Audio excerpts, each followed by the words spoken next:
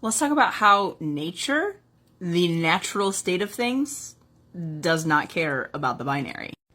So I mentioned one of my trips to Spain in a video, and it made me start thinking about all the things that happened on that trip, and it was like, memory lane. It's always a good time, right? Well, one of the things that I was thinking about that I didn't like it registered at the time, but it didn't super stick with me until now, is that they had, my host family had a parrot, and the parrot hated women.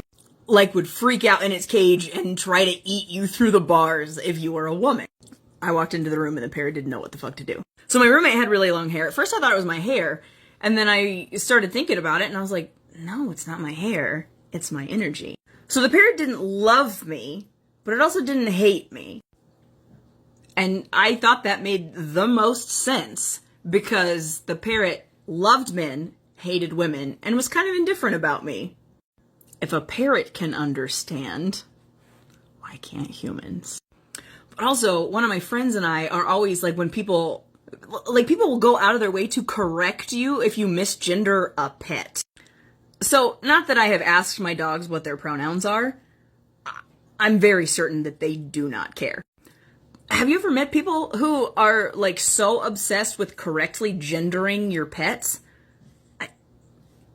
If I call my beagle a she, the beagle does not care. If I call my border collie a her, border collie does not care. But humans who hear another human put the wrong gender on a dog feel the need to turn it into a big deal that it doesn't need to be. Humans clearly care more than animals do. But about all the wrong things? Animals just operate based on the vibe that they get from you, and they do not care about your gender.